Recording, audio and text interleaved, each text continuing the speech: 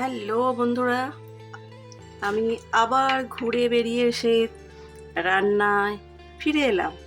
আজকে আমি কি দেখাবো দেখো, একদম সিম্পল।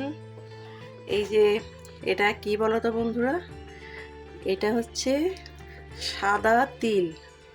সাদা তিল যেইভাবে পোস্ত বাটা হয় না, সেইভাবে লঙ্কা আর কাঁচা পেঁয়াজ দিয়ে সাদা তিলটা প্রথমে মিক্সিতে আমি গুঁড়ো করে নিয়েছি। তারপর এটাতে কাঁচা পেঁয়াজ আর একটুখানি ওপর দিয়ে তেল দিয়ে এটা মেখে নিয়েছি। তো এটার সাথে আমি আবার কি দিচ্ছি দেখো, এই যে কুঁচো চিংড়ি মাছ। চিংড়ি মাছটা হাত দিয়ে আমি একটু মেখে নিয়েছি। তো এটা এবার একসাথে সাদা তিল, কাঁচা পেঁয়াজ আর চিংড়ি মাছ একসাথে মেখে নেব। মেখে নিয়ে পোস্তর মতো করে এটা বড়া করব, তোমাদের দেখাচ্ছি।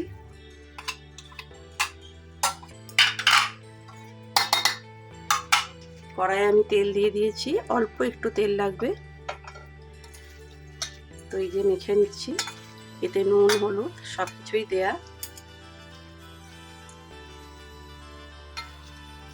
সাদা তিল এমনি শরীরের পক্ষেও খাওয়া ভালো, সেটা তো তোমরা জানোই।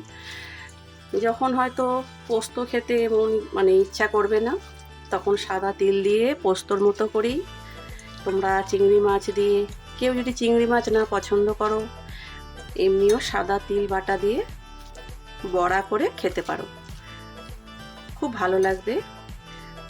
তো এবার আমি একটা একটা করে কড়ায় তেল আমি আগে থেকেই দিয়ে রেখেছিলাম, দিয়ে দিচ্ছি। আর পাশে আমার ভাত হচ্ছে।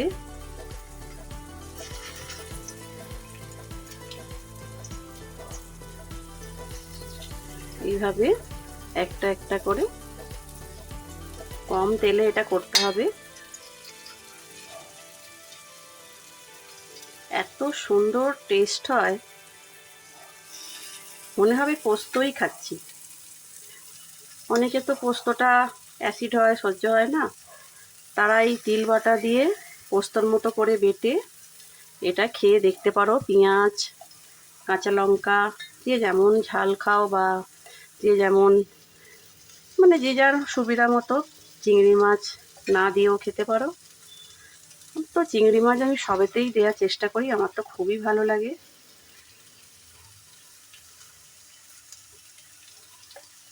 আঁচটা কিন্তু একদম লো ফ্লেমে আছে, আমি একটু বাড়িয়ে দিচ্ছি।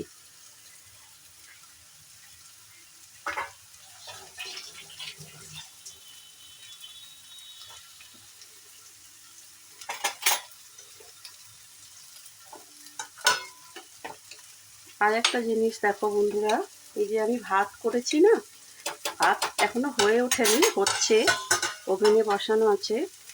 ভাতের মধ্যে না একটা সুগন্ধ আসার জন্যে ভাতের মধ্যে আমি একটা তেজপাতা ফেলে দিয়েছি।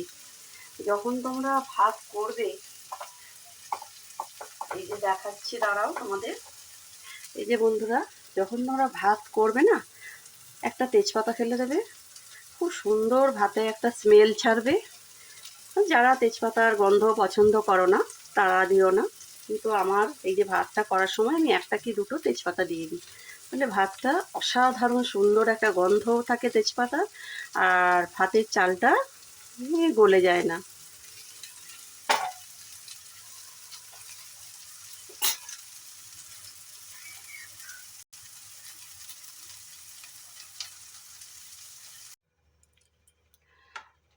তো দেখো বন্ধুরা, ফিরে এলাম বড়াগুলো ভেজে।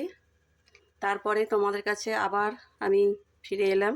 সাদা তিল দিয়ে বড়া, এটা কেউ বুঝতে পারবে না, পুরো পোস্তর মতো খেতে, জানো তো বন্ধুরা, এটা খুব টেস্ট হয়। তো বড়াগুলো দেখো, লাল লাল করে একটু ভাজতে হবে কম তেল দিয়ে। তো সাদা তিল, চিংড়ি মাছ এইগুলো দিয়েও করতে পারো, এমনি সাদা তিল দিয়েও করতে পারো। তো কেমন হয়েছে জানিও বন্ধুরা, আমার পাশে থেকো, আমার চ্যানেলটাকে সাবস্ক্রাইব করো।